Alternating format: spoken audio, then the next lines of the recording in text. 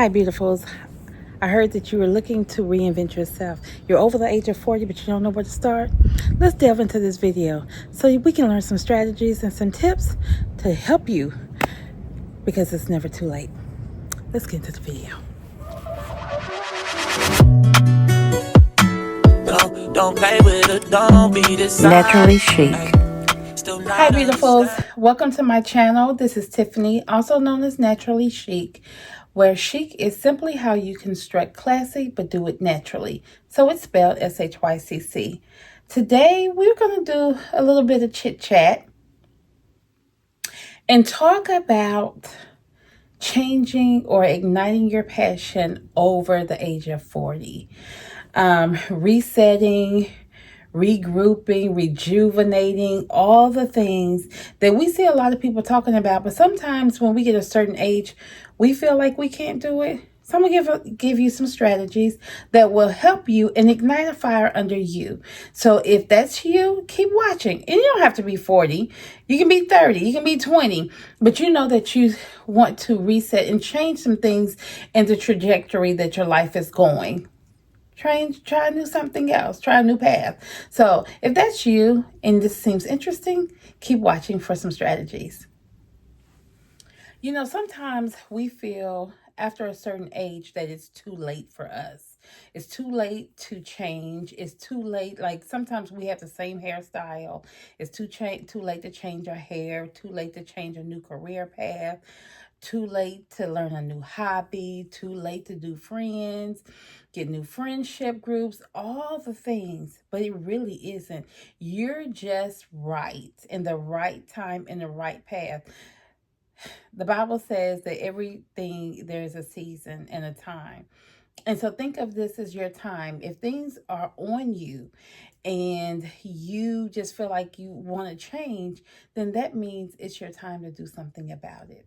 So let's get into tip number one. My first tip is setting goals, clear goals, concise goals, clarity. It's something about writing things down. It is something that gives us clarity when we write things down. Not only do we see it, but we start to see as things unfold, we start to see it. But writing clear goals, why? Starting with why. Do an outline, but in that outline of your goals, write why. Why are you wanting to change? Why do you feel a strong need to change some things in your life? Set different paths. Start a different career. Why do you want to do this? Because let me tell you, when you know the why, on those days that it seems like it's a little difficult or things are not unfolding the way that you feel like they should, you go back to that why. The why will always drive you. I'm telling you, the why will always drive you and give you that extra push that you need. It gives you that clarity that you need. So write concise goals. The Bible says, write it down, make it plain. You make it plain. Be specific in those goals, but know the why behind each goal that you set. Why are you setting this goal? Why are you wanting to go down a different path? Why are you wanting to change this in your life? What is it about this right now that's giving you that push to do something different? Write that why down. Doesn't mean that it won't change. But you write it down so that you can see it. So you can go back and review it time and time again. The why is always going to be important. That why is a motivator. Best believe it will motivate you on the days when you feel unmotivated and you're demotivated. The why is going to give you that extra push because you can go back and look at it, date it, and look at your goals. Change some things up, change some things around. But the thing is, you have it written down and you're concise and you know why you are doing this. That's the biggest thing. You know why you're doing it. Sometimes it can be a relationship. Sometimes it can be a career path. But write measurable goals. It will keep you focused and it will keep you motivated. There's nothing like writing things down and going back and looking at it. And if it wasn't so needed, the Bible wouldn't talk about it. The Bible wouldn't say write the vision and make it plain, because you have something to go back to, because God even knew that you would have those days when you struggle. But those goals, it does something for you because you can check it off. As things start to unfold, you can check it off. But if you have nothing written down, you can go back in memory, of course. But it's just something about going back and check it. And for me, I date it. I date things. I date it so that when I go back, if it's a couple of years from now, it could be a couple of weeks, a couple of months. But when I go back and I look, I'm like, oh wow. And there's something about that that motivates you that you're on the right path, that you did the right thing. When you go back and you can start seeing some changes going on and taking place in the goals that you set. So that means you had the right goals, you're on the right path. Even if it doesn't look like it, you can tell that it's working because, oh, I checked that and checked that. I may have had 10 things on and 5 things are checked. Then it's like, oh, it may be a little slow. It may not be moving the way as fast as I wanted it to or thought it would. But I know I'm on the right path. Even if it's you can have everything checked off and you're like, wow, I really did the right thing. Because sometimes, our minds play tricks on us. It plays tricks on us and we're sitting there looking crazy. But when you have something written down, you can go back and look that thing over and say, oh, that's why. That's the why. So let's get into tip number 2. Tip number 2 is self-care. Everybody's talking about self-care, self-care, self-care. But self-care is how you make it. It could be the gym. It could be taking more walks, reading more books, getting more rest, just facial cleansing. It could be spas. It could be taking more, more vacation, sitting in the backyard. Whatever self care is for you, it's a priority, and you should prioritize you above anything else because you can't pour from an empty tank. It's impossible. You won't get anything. Rust, but you won't get anything. And so you have to learn how to prioritize yourself because you mean something to you. And if you're the type of person, I'm the type of person that a lot of people come to, but I take time for myself and I had to schedule it. Even being married, my husband knows after work, okay, she's going to sit and chill. Yeah, give me a little time. I remember when I used to go in the office, I haven't worked in the office in years. But when I used to go in the office and if I had a bad day, or a rough day and I was in traffic on my way home, that's when all my kids were home, I would call ahead and I would tell them, today is not the day. When I come in the house, I don't want to hear a peep. I don't want to hear a peep. I don't want to hear mama nothing. As soon as I hit that door, please. And if you got your little friends over, tell your friends to leave. And guarantee you they knew it. It wasn't often, but there were times when I had to make that call because I didn't want to be rude. I didn't want to be ugly. I didn't want to say or, make them feel any type of way, but I needed some time to decompress. And so they learned because I would tell them, you have to teach people what's important to you because some people will run all over you. But if you don't prioritize you and your time, your self-care, nobody else will. Nobody else will because what's important to you, you make important to other people. You set boundaries. Okay, this weekend I'm doing XYZ, or once a quarter I'm doing this. People will learn. You practice it until it becomes a lifestyle. It's no longer a chore, but it's a part of your routine. It's a part of your life. Self-care is so important because you need that rejuvenation in your mind. You need that rejuvenation in your spirit and in your body. And you do that by self-care. So self-care is top of the list. It is top of the list. That's why it's number 2. Self-care. It could be number 1. It depends on, these fall in the order as I'm giving them to you. But however you do them, they're important. And self-care is really one of those ones that need to be high on the list. We never need to neglect ourselves. We're so used to that because that's what we've seen. However, that's not any good, because when you get older, you've neglected yourself, then you have to find yourself. So when you start your journey, it's about discovering who you are, rediscovering who you are, rediscovering what you like. And you do that by putting you first. And it's okay. It's okay to put you first. Then everybody else will fall in line. Let's get to tip number 3. Tip number 3 is being around positivity. I am a positive person. And if you are negative, we will butt heads.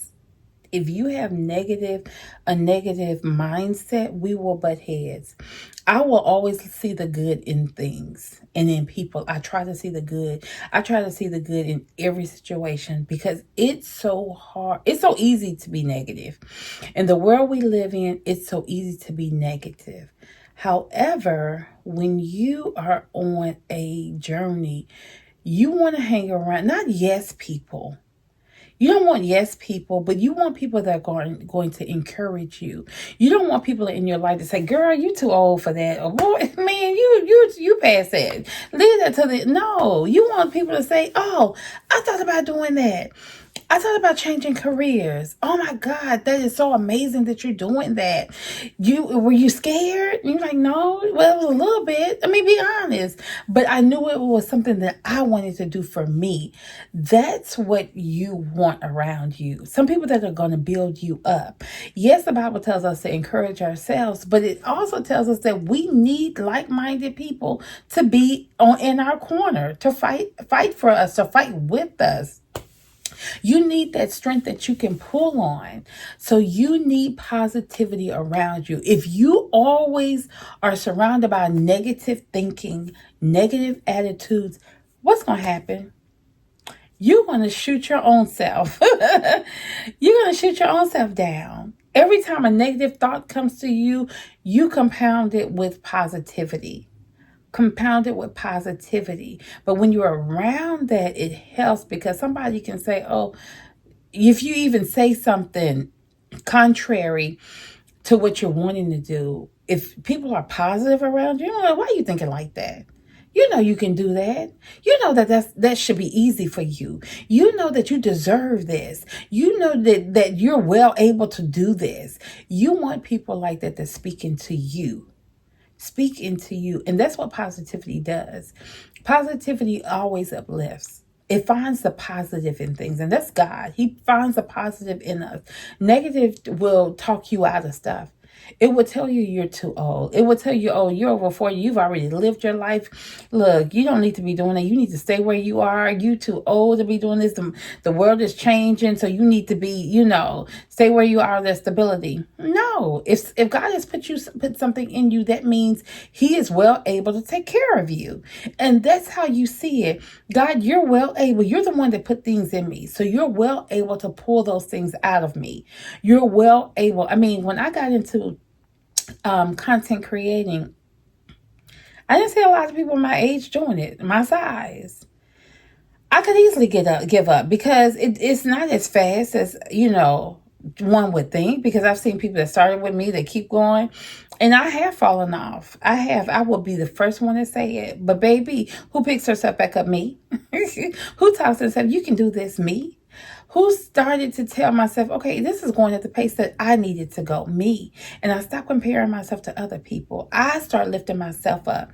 If I was hanging around somebody that was always going to say, "Girl, you fall off, you need to just go and give it up. That means it's not for you. You need to just let somebody else have it." If I hung around people like that, then that would feed into the negative thoughts that I already have. But when I hang around people that say, "You know what? I needed that," or I post something, and if one or two people say, "Oh my God, I didn't know that," I was wondering how I could work that, or how I could dress that, or how I could style that. Thank you so much for your encouragement. Do you know that one person pushes me? Because that's one more person that I poured into that I didn't before, or that I wouldn't have if I would have gave up. And that's how you look at it. If 50 people saw your post and liked your post, that's 50 people. Just think of a room of 50. If it was 5 people, that's 5 people other than yourself. But it's 50 people. If it's 100 people that like your stuff, that means it's 100 people. Put them in a room. That's a lot of people. So that's how you look at things. Always look at the positive, because the negative is always going to be there staring in your face. But the positive is what keeps you going. So let's get into the next tip. My next tip is always, always keep learning. Never stop learning. I am always picking up things, taking new courses, doing different things, in the things that I like. It's okay. Number one, it keeps your mind going. It keeps your mind fresh. The more you learn, the fresher your mind is. If you bog down your mind with nonsense, that's what's going to be there. But if you're always learning, always pouring into yourself, always educating yourself, that is what will drive you. If you pick up a new hobby or new something, say, "Oh, I want to learn more about that." Learn it. Educate yourself in it. It's okay. There is nothing wrong with doing that. There's nothing wrong with learning. I tell people all the time to get into different fields. Keep your certificates up. You never know when you'll need it. But educate yourself. You never know when you're in a conversation with someone and a conversation may come up and you're learning about it and it piques your interest. Go study it, so that you can have something to pour into somebody else, or so that you can have something to add value to. It's okay. Never stop learning. It's never stop learning. The world is always changing. Technology is always moving, but there's always something being introduced. Educate yourself on it. It's okay. It's okay to learn. You're never too old to learn. You're never too old to go back to school. You're never too old to change careers.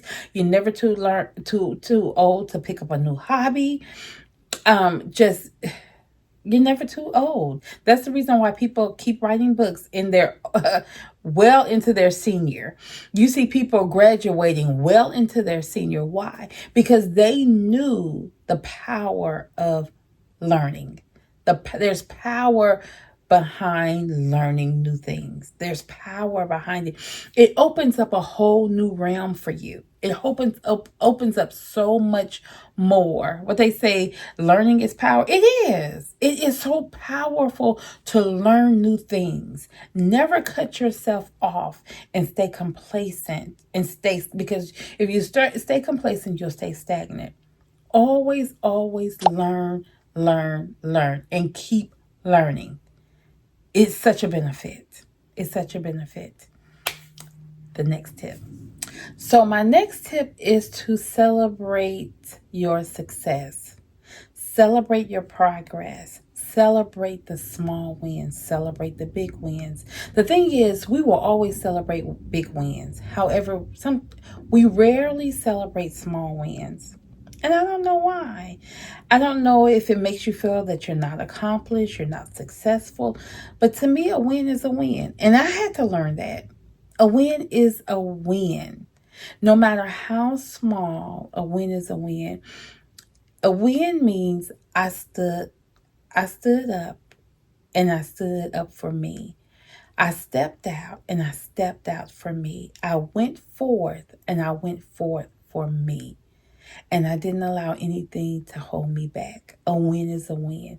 If we start to look at it like that, like I stood up for me, I stepped out on faith for me. I went forth for me. I didn't allow anything to hold me back. That's when you celebrate yourself. You celebrate the progress. Because when you start to celebrate the progress, you start to look back at where you would have been or where you were. And It's just like when kids take baby steps, and that first little step, they're a little wobbly. They're a little wobbly. They may fall down, but they get back up and you celebrate it because they're excited. They're excited that, oh, wow, I made that first step. And then let the little legs do 5 steps. And then the wobbling sometimes is still there, a little shaky, but that confidence builds. And so then when they really get to going and they start walking and they're not shaking and they're not stumbling and they're not falling, they're still celebrating. But baby, when they take off running, oh, and when you're trying to catch them little jokers, they are so happy. And that's how we should be. That's how we should be with our progress. When we look at things and say, wow, just me stepping out there.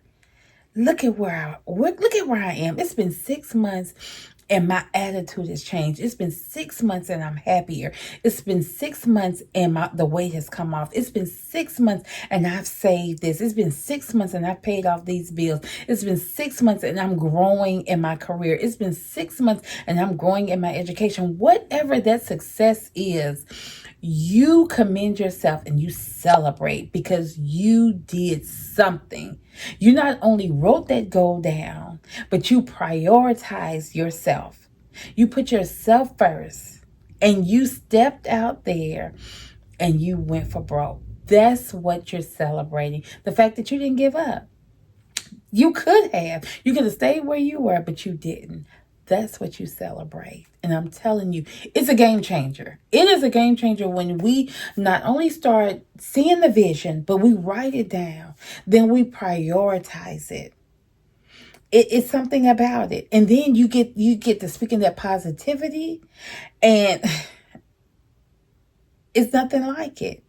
And then you start celebrating that little win, that small win, then that medium win, and that big win, and then that gigantic win. Celebrate each step. It will pay off. It will pay off. That first celebration may be a little wobbly. That first win may be a little wobbly, but it's a win nonetheless. Keep celebrating. One of my favorite tips is gratitude. Cultivate gratitude. You spend time in thinking and reflecting and being grateful. Because when you're grateful, you're thankful. A grateful heart is something because it keeps you grounded. It keeps you centered. When you're grateful, you're authentic. When you're grateful, you're kind. Have you ever met a person that is, if they're unthankful, they're not grateful and they're not kind? They're mean and hateful and just snappy. But when you see people that are truly grateful, they're happy, they're kind. They may not always be smiling, but they have the joy around them. There's something about them that makes you just want to smile and hug them, and because they're just thankful. They're thankful for where they are. They're thankful for the opportunity that they have because they've taken time to reflect and have gratitude. They have gratitude because when they look back at where they were and they took some steps, they're grateful. They're grateful that they have the opportunity to do what they love. They're grateful that they have the opportunity to change some things, start a new journey or a new career or a new hobby. They're grateful for the opportunity because they've had time to reflect. It's something about looking back, not looking back to look down, but looking back to look forward. You're looking back to say, wow, I'm so glad I did that. I'm so glad I put me first. I'm so glad I learned and I educated myself in this. I was a priority. I'm so glad that I wrote it down and I could go back and I could look at how I've come. I'm so glad that I celebrated that little win. Now look at me celebrating, but you're grateful. So that you have a heart posture of gratitude. Your heart is thankful. And so your outward appearance is thankful. Your outward appearance is thankful because your heart is thankful. When you see people and they're smiling and you can tell they're genuine and they're so great, they're so grateful and they're so thankful. You know that they may have had a hard life or things have been rough for them, but they're grateful and they're thankful. And that means so much more than any type of money. Some people feel like that only time that you can be thankful in life is with money. But you see rich people, people that are wealthy, I should say, that are not nice. You see wealthy people that are very, they're not grateful. They're not thankful. They have the money, but they could be sick. They have the money, but they're not happy in their lives. So the attitude of gratefulness, having a grateful heart. So you have to cultivate that gratitude. You have to cultivate that muscle to be grateful. Cultivate it, express it. Keep a gratitude journal that you can go back and look at things that you're grateful for. You write those things down and you're grateful and you can go back and look at it and you smile. You're pouring into yourself what you've written down, and it goes a long way. It picks you up when you're down, when you can go back and look at the things that you're grateful for. Because sometimes we have to have that little reminder. Sometimes we need a little reminder. And writing it down that you can go back and look at it, it's a picker upper. It will definitely pick you up. Let's get into the next tip. One of the hardest things is when you have setbacks and challenges in your growth and learning. But when you have that resilience and you embrace that everything is not going to be easy. Embrace that there are going to be setbacks and there are going to be challenges. Embrace it. And embrace the fact that you're resilient and you're going to stick it through. I didn't come this far to go back. And God didn't put those things in me if it was not going to come into fruition. That's what you think about. Challenges are going to happen. You have to have that mindset and reframe your mind to know that challenges and setbacks are going to happen. It's a part of life. You're going to have some challenges. But you can overcome it and you can keep going. They should push you versus detour you. If you wasn't challenged, sometimes people would not be where they are because they're not challenged. Some people need that challenge. Some people like, well, look, I've been challenged a lot. But some people need that challenge because it does help you flex that muscle. It helps you flex and push, and it helps you to see just how strong you are. Challenges help you see just what you're made out of. What they say you're made out of, when we were growing up, they used to tell us you're made out of that good stock. Because you didn't allow things to give you, those setbacks to detour you.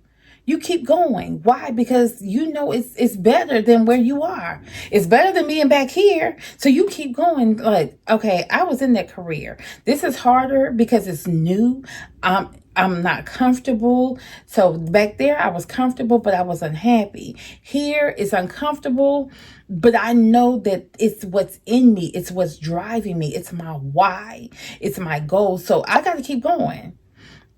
I'm better than this. Yes, it's a little challenging right now, but I'm better than this. I got to keep going. And so that resilience is what makes you. It makes you who you are, and it allows you to see what is really in the inside. It's that driving force that drives us when that challenge come, baby. You got to talk to yourself. Encourage yourself and push yourself. You can do this. Yes, I'm over 40, but I can do this. I know what it takes to be resilient. I know I have the fortitude for this. I can do this. You do have to talk to and encourage yourself. Why? Because you're made out of good stock. Let's get into the next tip.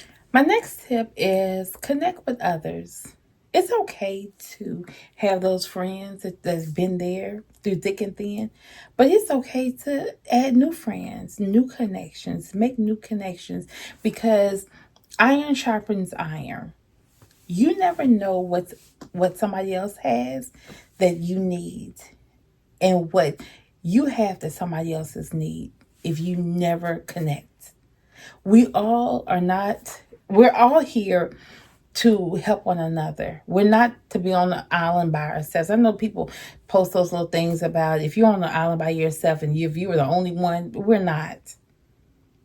We're not. You're not. Yes, you may not have a whole lot of connections or a whole lot of friends like some people, because that may not be you. But those few that you have, you need them. And learn that it's okay. It's okay to need people. It's okay to be needed, as long as they're not taking advantage of you. But it's good to make good connections. You seek out the opportunities, the interactions, because they can help you in ways that you didn't know that you needed, and vice versa. Vice versa, you can pour into each other. They may have been on the same route that you're on, or doing some of the same things. You never know if you never make that connection. So making those connections matter. Becoming, mingling, networking, interacting. It's okay. It's okay. It's not going to take anything from you. We've come to a certain age that some people say, I don't need no new friends. It's okay.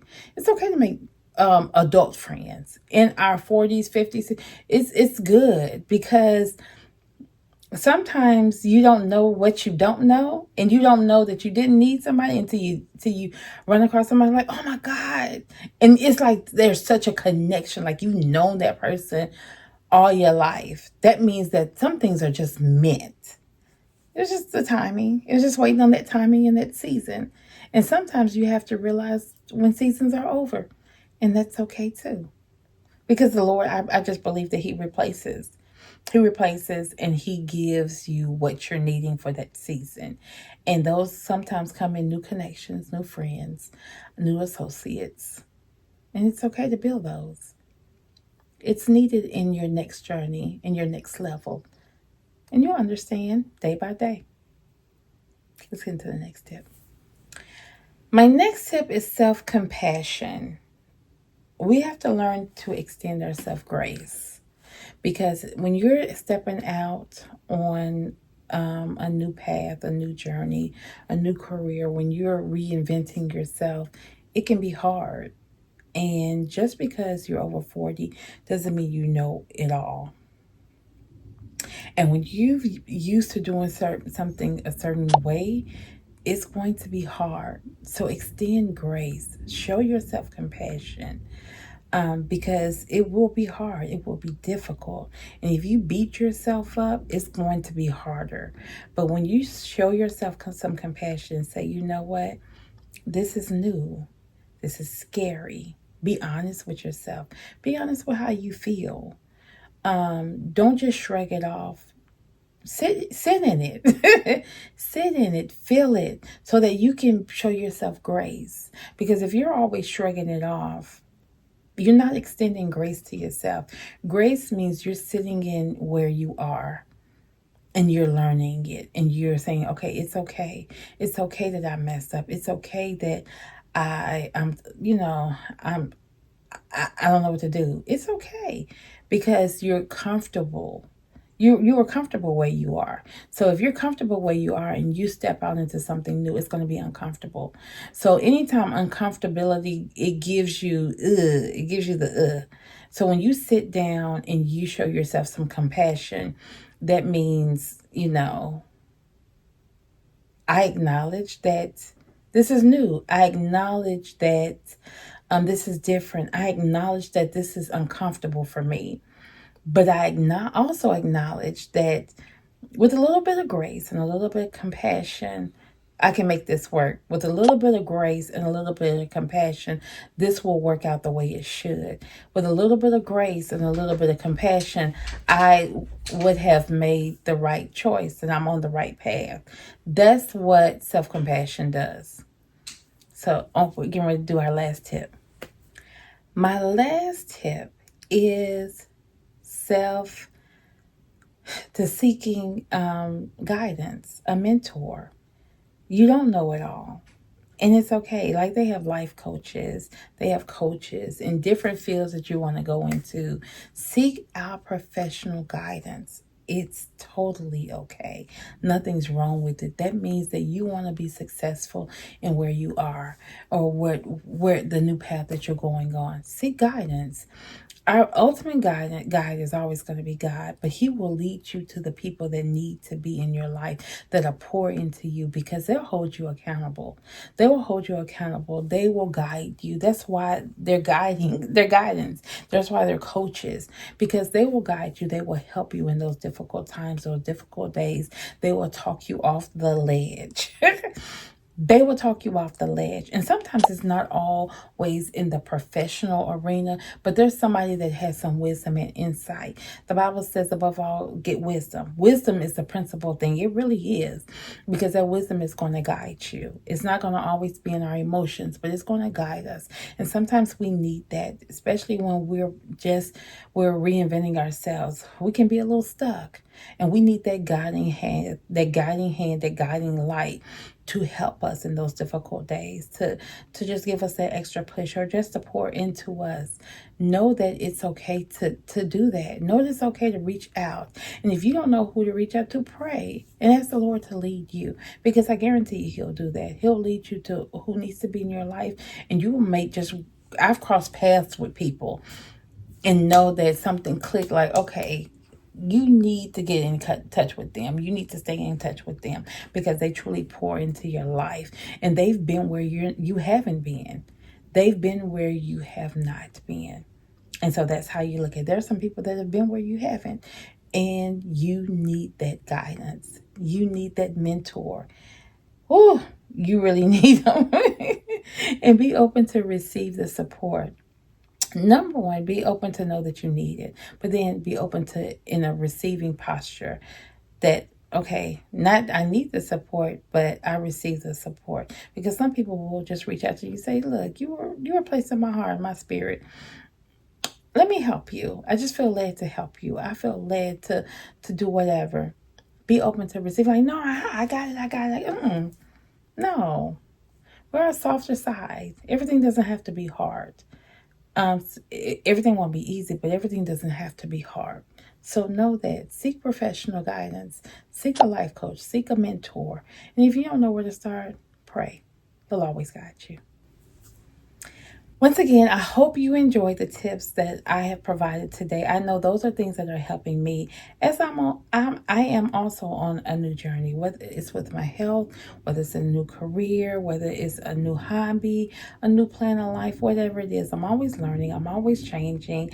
I know that I'm always evolving. So these are the things that have helped me, and I hope that they are helping you, or there's something that was said what resonates with you. Also know to follow me on all social media channels under Naturally Chic. And if you have not subscribed, think about subscribing. Hit the notification bell so that you don't miss any uploads. And I'm trying to be more consistent over here on YouTube. And until the next video, you all take care and be blessed. I just enjoy